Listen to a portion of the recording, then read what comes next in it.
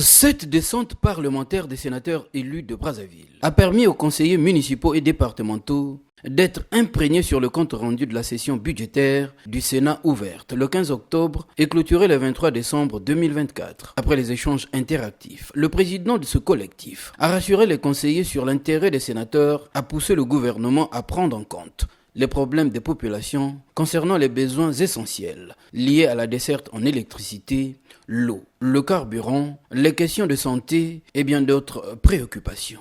Alors, la situation de l'électricité. Mais c'est une situation qui est à notre niveau traitée avec tout le sérieux. Tout le sérieux. Électricité, eau, carburant. Vous avez ici malheureusement le discours d'ouverture de la session budgétaire.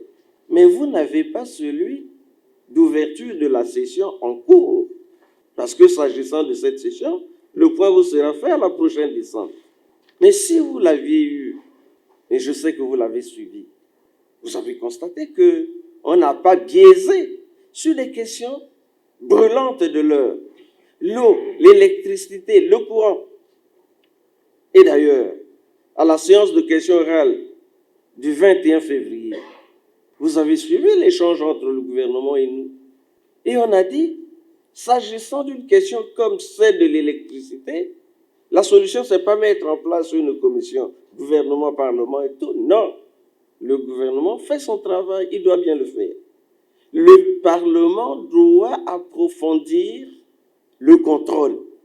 C'est ainsi que nous avons dit, mais les rapporteurs spéciaux ont désormais un rôle majeur à jouer pour savoir quelle est la situation exacte, quelles sont les solutions les meilleures pour qu'on ne continue pas à vivre indéfiniment cette situation d'électricité hypothétique, d'eau. Bon, on a décrit là dans des quartiers où on peut rester 4-5 mois sans l'eau. Quand elle sort, on voit la qualité. Le président du collectif des sénateurs élus de Brazzaville a également exhorté les conseillers municipaux à un sens élevé de compréhension et de sacrifice face aux préoccupations liées notamment à leur émolument dans un contexte économique et financier difficile. Le problème des élus locaux, le problème des collectivités locales, sachez que nous n'avons jamais baissé les bras. Nous nous battons toujours.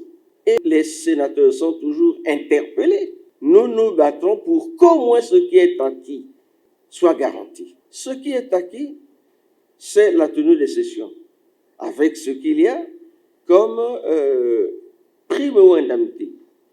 Ce qui est déjà acquis, c'est l'effet de descente.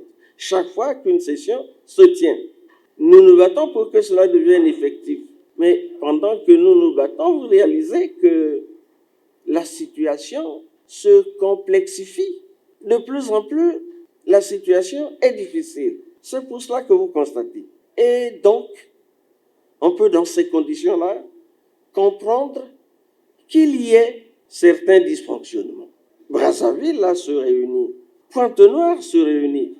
Je veux parler des conseils qui se tiennent. Mais les autres départements, c'est de plus en plus hypothétique. Parce que la recette, la ressource, précaire. Bon, je dois vous dire que nous descendons ici, on est collectif de Brazzaville. On descend, on fait ce qu'on peut faire, c'est le sacrifice. Si on devait attendre les frais de descente garantis par le Parlement, on ne descendrait pas. Mais la responsabilité, c'est tout ça. Accepter à certains moments faire le sacrifice. Voilà comment on explique la descente que nous faisons. Après avoir remercié les sénateurs pour le retour de leur action à l'hémicycle, le président du conseil municipal et départemental de Brazzaville, Dieudonné Bantimba, a appelé leurs représentants à la chambre haute à plaider pour l'allocation de quelques lignes budgétaires en cette année préélectorale, a-t-il indiqué.